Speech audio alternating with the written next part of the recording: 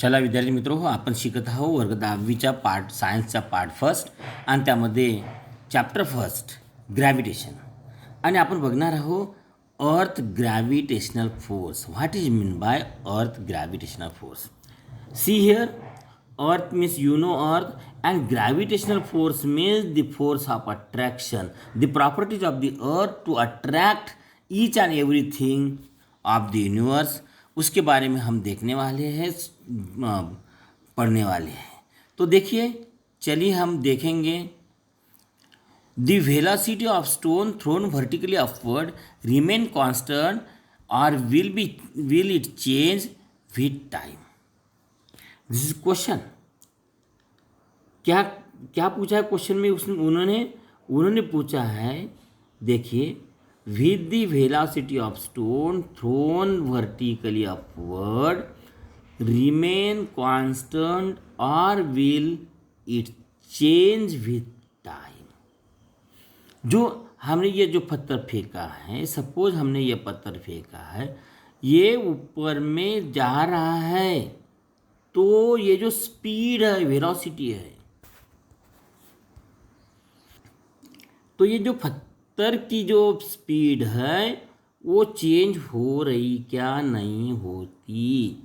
ये देखो, the speed of stone vertically thrown is change और नॉट. हमें ये देखना है कि हम जो पत्थर फेंकते हैं तो ऊपर में जाके वो कहीं ना कहीं कंप्लीटली रेस्ट होता होगा, तभी तो वो नीचे आता है ना. That's problem. तो ये पूछ रहा है हमें कि क्या ये सही में चेंज होती है? नहीं होती है. How will it change? तो चेंज कैसे होती है बच्चों? तो ये हो जाएगा, पहला फोर्स ज़्यादा है तो इंक्रीज रहेगी और बाद में ये डिक्रीज होती रहेगी. इंक्रीज नहीं होती कभी, ख्याल में रखो. या थ्रोन किया तो ज़्यादा वेलोसिटी होंगी और velocity goes decreases as the stone reaches in the height in the sky और अपवर्ड वी कैन से. तो क्या होता है? The speed increases as respect to height. ख्याल में रखो बच्चों, क्या होता है? स्पीड चेंज हो जाती है अपवर्ड में. Why don't the stone move up all the time? Why does it fall down after reaching a certain height? अब क्वेश्चन है, ये जो है हमने ऊपर फेंका तो ऊपर ही क्यों नहीं चला जाता? Why it goes continuously upward? Why doesn't it go continuously upward? Why it attain or reach some height and then turn and come down? यह ऐसा ही क्यों होता है बच्चों? क्यों होता होगा? क्योंकि ये जो है, ये हमारा फोर्स है ज़्यादा वाला, ग्रेटर दैन ग्रेविटेशनल फोर्स. जब ये कंटिन्यूसली ये फोर्स, ग्रेविटेशनल फोर्स अप्लाई होता है ये ऑब्जेक्ट के ऊपर, तो इसका जो है एनर्जी अपवर्ड की ये कम हो जाती है और लास्ट में जीरो बन जाती है और it is attracted by the gravitational force. समझे बच्चों? आपने जो बॉल फेंका है तो कहाँ जाता है? यहाँ तक जाता है और बाद में आपका जो लगाया हुआ फोर्स है या जीरो हो जाता है. Zero velocity become zero. Velocity due to force, your muscular force become zero and then the force by the earth is applied on this ball and this ball comes downward. बच्चों ख्याल में रखो, इसका reason भी हमें दिया है, हम अंडरलाइन भी करेंगे, उसको हाईलाइट भी करेंगे. तो बच्चों हमारा ये क्वेश्चन है कि ये जो बॉल है ये अपवर्ड जाता है, बाद में डाउनवर्ड जाता है. व्हाई? क्यों? Why it comes downward? Okay, the earth attract every object. देखो, earth attract every object near it toward itself because of the gravitational force. The center of mass earth is situated its center. ख्याल में रखो बच्चों, यही main है. ख्याल में रखो, ये मेन है. कैसा है बच्चों? The earth attract every object near it towards itself because of the gravitational force. The center of mass of earth is situated at the center. क्या होता है बच्चों? यह हमारी क्या है? पृथ्वी है। इसके अंदर में सेंटर ऑफ मास, ये सभी का सेंटर ऑफ मास कहाँ है? ये यहाँ है। Sub centre of mass centre में है।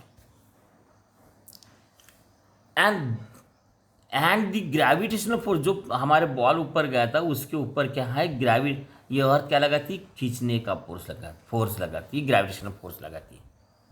और कहा रहता है ये toward the centre of the mass. Earth का जो सेंटर होता है उधर में होता है। तो ये सेंटर ऑफ मास की तरफ खींचती है। And the force by which earth attract any object toward the center is called gravitational force. इसी को हम gravitational force कहते हैं बच्चों। ख्याल में आया? So the gravitational force on any object. So gravitational force on any object due to the earth is always directed toward the center of the earth. Because of the force an object fall vertically downward. बहुत ही अच्छा बच्चों।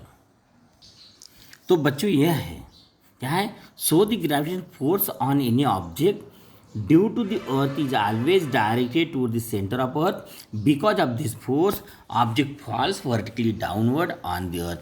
तो this is the question है कि why the object falls downward. इसका ये answer है बच्चों। और ये इम्पॉर्टेंट थियोरेटिकल बात है ये सब कुछ, ठीक है। अब क्या है? व्हेन सिमिलरली, देखो बच्चों, when we have throw stone vertically upward the force try to pull it down and the reduce its velocity. Due to this constant downward pull the velocity become zero after revive and pull continues to be exerted and the stone start moving vertically downward toward the center of the earth under its influence. This is also important बच्चों। हम इसको colourful highlight करेंगे बच्चों। चलो, तो हमने colourful highlight किया, हमें समझता है। When we throw a stone vertically upward, तो क्या होता है? हमने बच्चों इसको हमने थ्रो किया अपवर्ड में, लेकिन हमने क्या किया?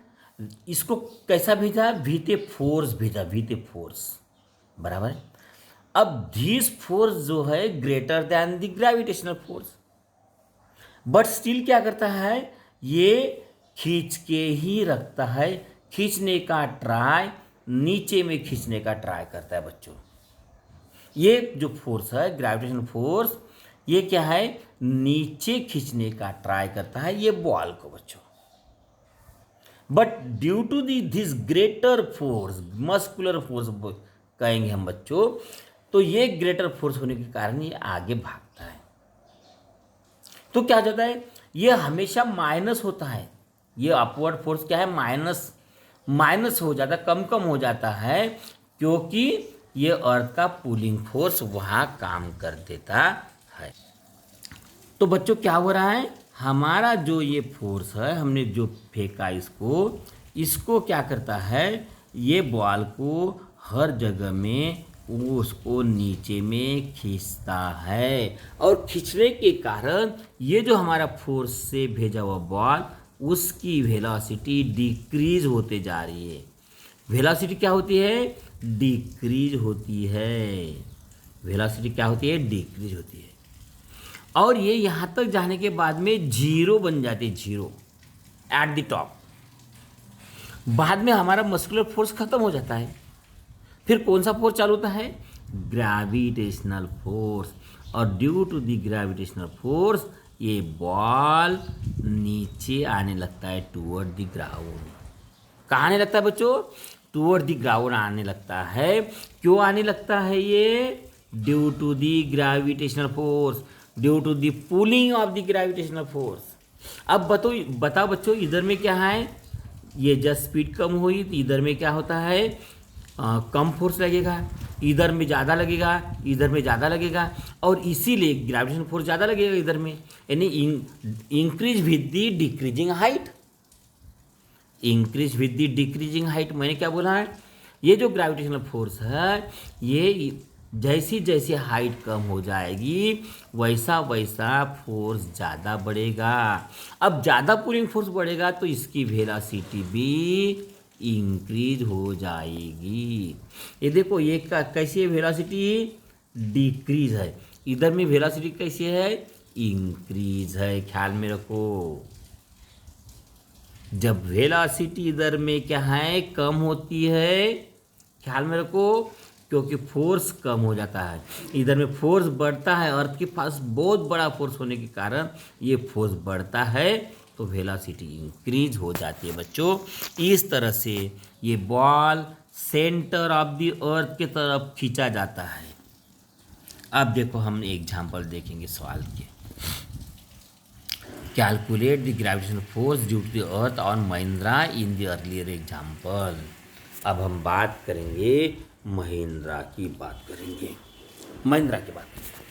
अब देखो बच्चों, क्या है, हम इसको कैलकुलेट करने की कोशिश करेंगे। हम कोशिश, क्योंकि कोशिश वाले की हार कभी नहीं होती बच्चों, है कि नहीं। तो mass of the earth m1 लिया तो 6 × 10⁻24 kg। कितना है मास ये बच्चों, ये काय का मास है, अर्थ का मास है m1, यानी 6 इंटू, और m1 कितना है, 6 × 10⁻24 है। रेडियस ऑफ अर्थ कितना है,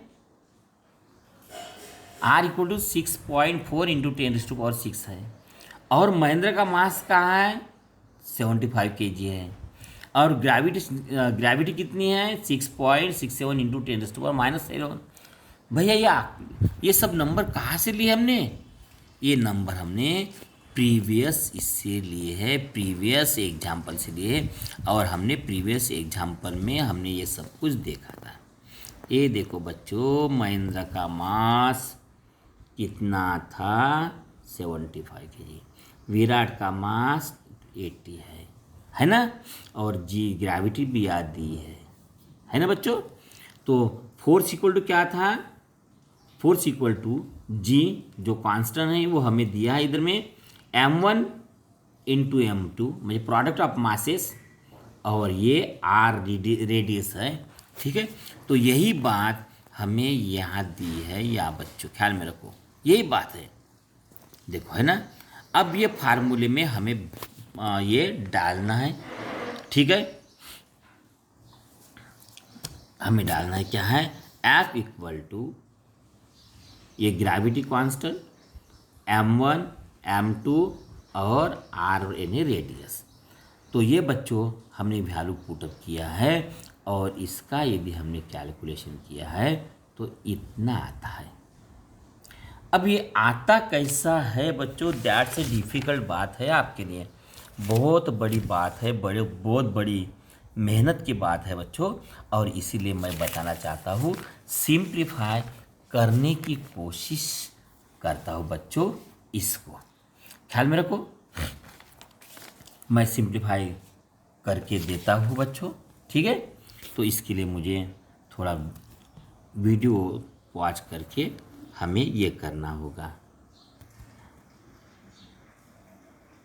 तो देखो बच्चों, यही बात हमें लिखना है। देखो, मैं यहाँ लिखता हूँ F = 6.7, ठीक है, × 10⁻⁻11, 75 × 6 × 10⁻24 डिवाइडेड बाय 6.4 × 10⁻6, और ये तो ये क्या है बच्चों, देखो हमारी ये वैल्यू है, ये जो है मास ऑफ द अर्थ है, ये ख्याल में रखो। और ये क्या है, 75 महिंद्रा का क्या है, टोटल वेट है उसका, बराबर है बच्चों, महिंद्रा का वेट है। बाद में देखो, ये जो है 6 क्या है, 6 इंटू 10⁻²4 ये जो दिया है मास, मास अर्थ का मास है बच्चों, ये अर्थ का मास है। और ये रेडियस ऑफ अर्थ थी, मैंने थोड़ा गलत बताया था थोड़ा, ठीक है, चलो कोई बात नहीं। और ये जी कांस्टेंट, ये जो कांस्टेंट है जी, हाँ, इन्हें हमारा सूत्र कैसा कैसा है बच्चों मालूम है क्या? ये जो है ये जी की वैल्यू है, बराबर है, ये m1 है, ये 75, और ये जो है ये m2 है प्रोडक्ट मास, और ये है r की वैल्यू, समझे? चलो पुटअप किया हमने।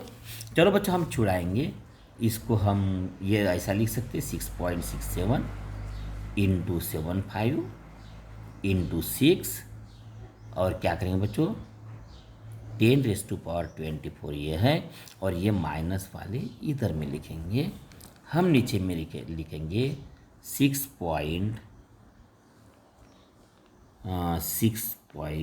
ठीक है, और ये इसका स्क्वायर बन जाएगा, और सॉरी बच्चों, और देखिए इधर में जो है 10⁻6 है तो ये इंटू 2 बन जाएगा इसका। अब देखो कैसा हो जाएगा, तो 6.67 इंटू यदि ये मल्टीप्लाई किया, इसका सिंप्लीफाई तो मल्टीप्लाई कर दिए, 6 5 30, 6 35, 3 हातचे आले, आणि 6 7 42, 3 45 450 आले, एंड हियर 10⁻13 आगे है, इधर में 6.4, ठीक है, इंटू 10⁻12 आगे, समझे बच्चों? अब इधर में क्या होगा बच्चा, देखो बच्चा इधर में देखो ये हो गया, और ये 450 हो गया, इधर में ये 10⁻13 है, ये ऊपर चले गए तो -12 हो जाएंगे, इधर में रहेगा 6 पॉइंट, इधर में ऐसा रहेगा बच्चों। आगे में चल के क्या हो जाएगा, तो हमारा ये हो जाएगा 6.67 इंटू 450 इंटू 10⁻1, और इधर में 64 इंटू 64 बन जाएगा, ठीक है बच्चों? तो इस तरह का कैलकुलेशन हमारा आ गया बच्चों, ख्याल में रखो। अब देखो पॉइंट कैसा, इधर में दो स्थान के बाद में पॉइंट है, इधर में भी एक और एक 2 स्थान के बाद में पॉइंट है, तो हम पॉइंट निकाल लेते हैं बच्चों। 450 10⁻1 मतलब कोई नहीं है, और 64 इंटू 64 बराबर बच्चों। अब हम मल्टीप्लाई करेंगे इनको, समझ जाओ, हम मल्टीप्लाई कर रहे हैं इसको, ठीक है। अब देखो थोड़ा मल्टीप्लाई के लिए मैं पॉज करूँगा, इसलिए कि आपको टाइम ज़्यादा नहीं लगे इसलिए। तो बच्चों देखो हमारा कैसा आ गया है, ये 667 इंटू 450, ये जीरो को बाद में करने वाले हैं हम। तो इसमें क्या है बच्चों, देखो 5 7 35 हातचे 3 बराबर आहे, आणि 5 30 आणि 3 33, 5 30 आणि 3 33 आले, आणि मग 4ने गुणलं 7 28 2 आले, 6 24 आणि 2 26 हातचे 2, आणि पुन्हा काय बरं हे 4 6 24 आणि 2 26 28, मग याचे आपण काय बरं 5 11 9 1 10 आणि 9 7 10 आणि 3 अशा प्रकारे, आणि हा जो 450 झिरो म्हणजे आपल्याला हा नंबर भेटला। मग राहिला 64 इंटू 64 हा आपण केला तर 4096 आलेला आहे। पण मराठी इंग्लिश समजून घ्या। कॅल्क्युलेशन मित्रो या ठिकाणी तुम्हाला दिलेला आहे, हा महत्त्वाचा कॅल्क्युलेशन आहे, खूप कन्फ्यूज होणारा कॅल्क्युलेशन है, ठीक है, आणि म्हणून थोडंसं लक्षात ठेवा। तो ऊपर में जो क्या आया है हमारा 3000150, और इंटू 10 है, इंटू 10 है तो एक जीरो बढ़ा लो, और इधर में नीचे में क्या आ जाएगा 4096। अब इसका डिवाइडेशन भी हमें करना है, तो ये डिवाइडेशन देखो 3001500 डिवाइडेड बाय ये। अब देखो इधर में देखो, हम जो ये निकालेंगे तो हम इसको करीबन ख्याल में देखो, हम 7 से मल्टीप्लाई, 7 का भाग जाएगा, मल्टीप्लाई करके देख लेंगे हम, बराबर है 728, मतलब इधर में ये यहाँ तक हमें जाना पड़ेगा।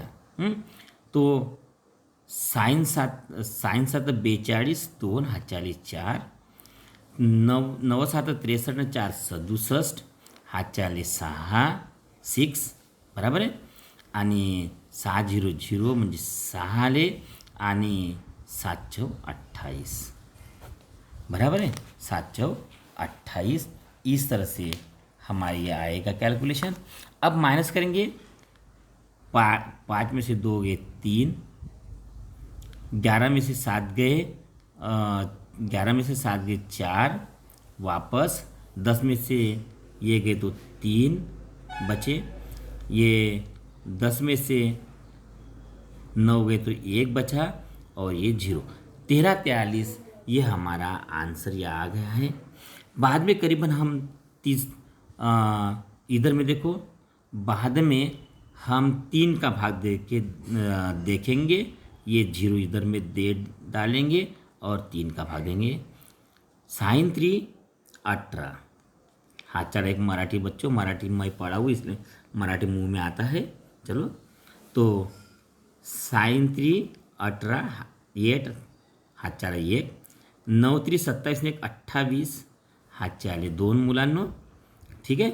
आणि 3 3 0 0 आणि हे 2 असे चितणार, आणि मग 4 3 12, म्हणजे याचे जर आपण मायनस केलं तर 10तून 8 गेले 2 राहिले, हातच्या वापस 13तून 9 गेले 4 राहिले, हातच्या वापस 4मधून 3 गेले 1 राहिला,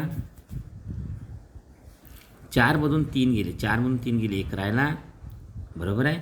आणि हे 3तून 1 गेला, 3तून 2 गेले 1 राहिला, 142। आता बघा नंतर पुन्हा हा आपण एक 0 आहे हा इथे घेऊया, पुन्हा 3चा भाग देऊया, बरोबर आहे। तर 3चा भाग दिला 12 288 येते, आहे की नाही। म्हणजे 3चा जाणार नाही, 2चा जाईल, परंतु 2चा किती जाईल, जास्त, म्हणजे मोर दॅन 5 जाईल, है ना। तो 2चा जाईल पण मोर दॅन 5 येईल नंतर, आणि म्हणून 733 आम्हाला पकडावं लागणार आहे, बरोबर आहे।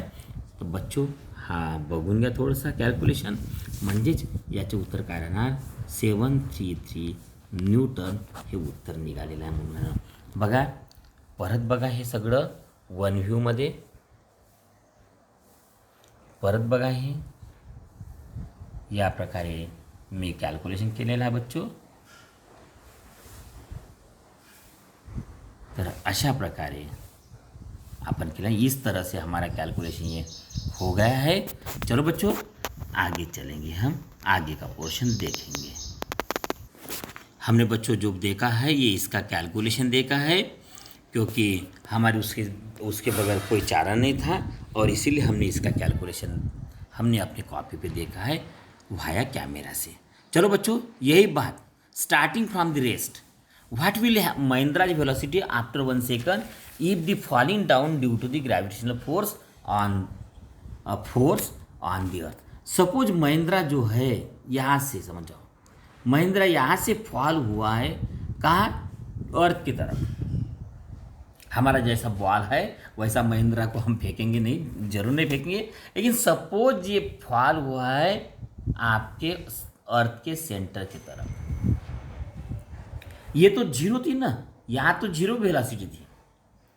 अब 1 सेकंड में उसकी वेलोसिटी क्या बन जाएगी। 1 सेकंड में महिंद्रा यदि बिल्डिंग से ऊपर से कूदता है तो कुछ ना कुछ वो 1 सेकंड में आएगा ना। तो 1 सेकंड में उसकी वेलोसिटी क्या बन जाएगी ये हमें देखना है, और क्या गिवन है क्या नहीं है हमें ये देखना पड़ेगा।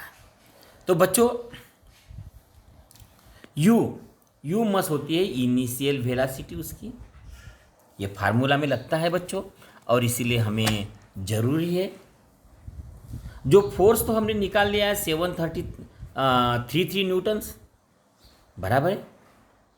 और महिंद्रा का मास छोटा एम हमें मालूम है 75 kg है। और जो वेलोसिटी का टाइम जो हमें दिया है वो 1 सेकंड है। हमें निकालना है महिंद्रा का एक्सेलरेशन पहले, क्योंकि हमें ये की वैल्यू लगती है कौन से फार्मूले में लगती है, ये फार्मूला हमें लगाना है। क्योंकि वेलोसिटी महिंद्रा की वेलोसिटी 1 सेकंड के बाद इनिशियल वेलोसिटी 0 थी। एक्सेलरेशन निकालना पड़ेगा हमें पहले, क्योंकि एक्सेलरेशन दिया नहीं है और टाइम तो हमें 1 सेकंड दिया है। सिर्फ एक्सेलरेशन निकालने के लिए हमें कैलकुलेशन करना पड़ेगा ये फार्मूला में। फिर एक्सेलरेशन क्या है, तो एक्सेलरेशन का फार्मूला है बच्चों, एक्सेलरेशन का फार्मूला है फोर्स, और जो फोर्स है लगा है और वो मास, यानी वो जो अट्रैक्ट होती है वो चीज़ का मास। तो क्या है एक्सेलरेशन कितना है 733/75। ये 733 कहाँ से आया, हमने यहाँ से लिया, ये देखो हमने अभी निकाला था 733, ये वाला निकाला था। तो ये हो गया फोर्स, ये अर्थ का फोर्स हो गया ना बच्चों, है कि नहीं। तो महिंद्रा के ऊपर जो फोर्स लग रहा है अर्थ का वो है, तो ये फोर्स है और ये महिंद्रा का मास है, बराबर। चलो हमें ये की वैल्यू मिल गई अभी बच्चों, हम याद रखेंगे V = U + 80। U देख लो कहाँ कितना है, यहाँ 0 है।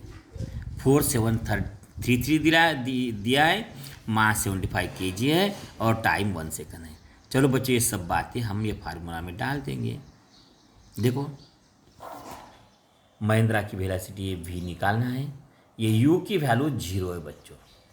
इनिशियल वेलोसिटी है, उसने इनिशियल वेलोसिटी कुछ समय के बाद में दिया रहता तो हमने यहाँ वैल्यू डाली रहती, लेकिन नहीं है ऐसा। बाद में 9.77 ये क्या है, ये बच्चों एक्सेलरेशन है, इसका हमने कैलकुलेशन नहीं किया है। चलो बच्चों 9.77 आता कि नहीं, तो ये हम हमारे पेज पे देखेंगे, क्योंकि ये कैलकुलेशन भी आपको समझना जरूरी। इसका आंसर कितना कहा है इन्होंने, 9.77 आता है ऐसा कहा है।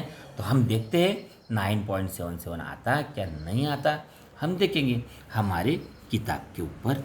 चलो बच्चों हम देखेंगे हमारा 9.77 आता कि नहीं, इसके बारे में हम देखेंगे। हमारा कैमरा ऑन हो गया है, बराबर है। हम देखें बच्चों, थोड़ा सेट करने के लिए मापी चाहता हूँ मैं, मापी बच्चों ये कैलकुलेशन है। देखो 733/75, 733/75 है ना। तो 9 का हमने लिया, समझो 9 का लिया तो क्या हो जाएगा, 9 5 45, 4 आणि 9 7 63 ने 467 राहील।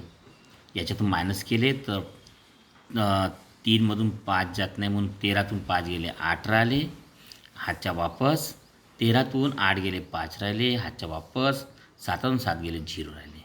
मग आपण पॉईंट दिला आणि तो 0 घेतला, काय केला पॉईंट दिला आणि 0 घेतला।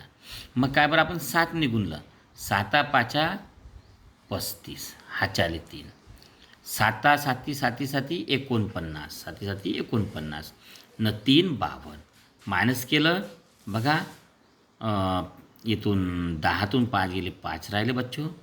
मग हातच्या वापस 8तून 3 गेले 5 राहिले आणि 5 5 0, पुन्हा आपण 0 घेतला, पुन्हा 7ने गुणला आपण ना, 7ने गुणलं 525 आले आहे बच्चो।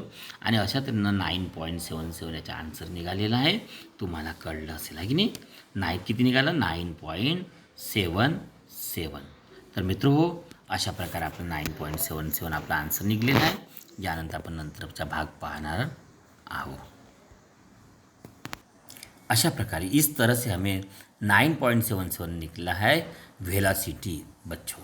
ख्याल में रखो, this is 1.83 × 10⁻⁹ times Mahindra's velocity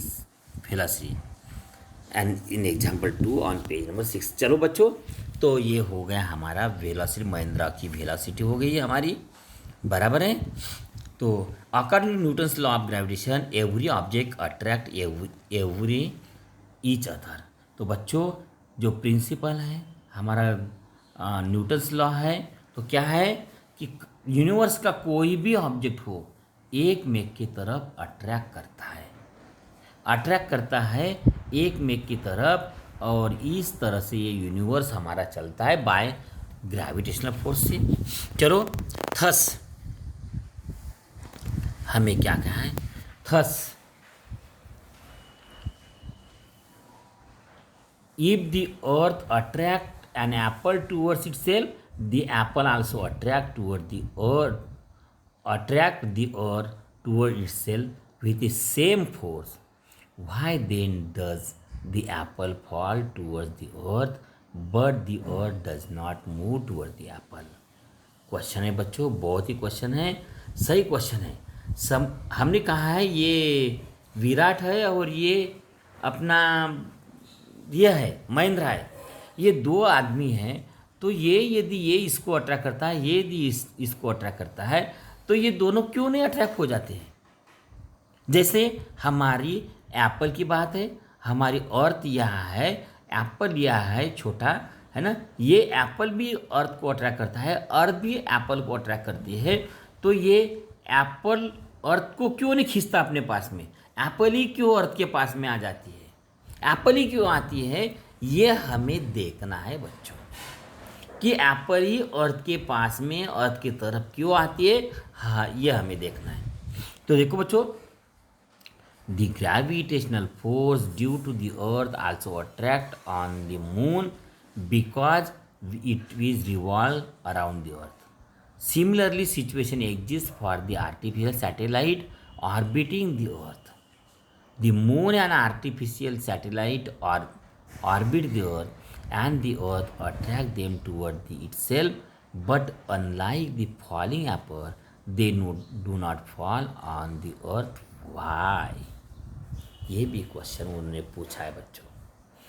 क्या क्या कहा है उन्होंने, देखो कि जिस तरह से एप्पल है ये अर्थ को अट्रैक्ट करती है और अर्थ भी एप्पल को अट्रैक्ट करता है, उसी प्रकार हमारे स्काई में सैटेलाइट है, ये सैटेलाइट के ऊपर भी हमारी अर्थ का फोर्स जाता है बच्चों। सैटेलाइट की तरफ भी हमारे अर्थ का फोर्स जाता है, लेकिन एप्पल तो नीचे गिरती है, लेकिन सैटेलाइट हमारे नीचे क्यों नहीं गिरते? एप्पल गिरती है बच्चों, बट सैटेलाइट हमारे अर्थ के ऊपर क्यों नहीं गिरते? दैट्स ए क्वेश्चन, बराबर है। ये नहीं गिरती और ये एप्पल क्यों गिरती है हमारी? तो ये क्यों? हमारा मून देखो ना, चंद्रमा, वो भी अर्थ, हम कहते हैं कि वो मून अपनी तरफ खींचता है अर्थ को और अर्थ अपनी तरफ खींचती है। तो ये एक तो अर्थ मून की तरफ जाना चाहिए या मून अर्थ की तरफ आना चाहिए, अट्रैक्शन है। तो ये क्यों नहीं होता बच्चों, ये क्यों नहीं होता? ये सोचने वाली चीज़ है। दैट्स ए क्वेश्चन, बहुत ही डिफिकल्ट क्वेश्चन है। आप बता सकते हो तो बता दो कमेंट बॉक्स में। चलो, दिस इज बिकॉज, सुनो बच्चों, this is because of the velocity, देखो देखो देखो देखो, of the moon and satellite along their orbit. If this velocity was not there they would have fallen on the earth and that's a reason of the question. बच्चों जिस देखो, ये हमारी जो एप्पल है ना, अर्थ की अर्थ के ऊपर जो पेड़ है हमारा, जहाँ एप्पल लगी है, इसको वेलोसिटी नहीं है क्या? वेलोसिटी नहीं है, और इसीलिए एप्पल हमारे अर्थ के ऊपर फॉल होता है बोलते हैं। बट ये हमारा जो आर्टिफिशियल सैटेलाइट है या हमारा मून है ना, चंद्रमा, उसको वेलोसिटी है। ये ऐसा छूटने को चाहता है, लेकिन अर्थ हमारी ऐसा बांध के रखती है, खींच के रखती है, और इसकी डायरेक्शन चेंज करके यहाँ लाता है। ये यहाँ भी छूटने का डर है, लेकिन हमारी अर्थ फिर से पकड़ लेती है, फिर से नहीं, कंटिन्यूसली पकड़ती है बच्चों। ये यहाँ भी रहेगा तो भी ये इसकी डायरेक्शन ऐसी होती है, लेकिन हमारी अर्थ इसको खींच के रखती है। ये भी यहाँ या ऐसा भागने को चाहता है, लेकिन हमारी अर्थ खींच के रखती है बच्चों। ये भी यहाँ भी ऐसा भागने को चाहता है, लेकिन हमारी अर्थ खींच के रखती है। और ये खींचने के कारण भागने के और खींचने के कारण ये चंद्रमा को जो वेलोसिटी मिलती है, ये एंगुलर वेलोसिटी है, ये सर्कुलर वेलोसिटी मिल जाती है बच्चों। ये असरलेशन मिलता है इसको चंद्रमा को। And because of this acceleration, because of this velocity, because of this speed, chandrama our satellite does not falls on the earth. ये हमारे फॉल्स होती है, लेकिन एप्पल को ऐसी वेलोसिटी नहीं है।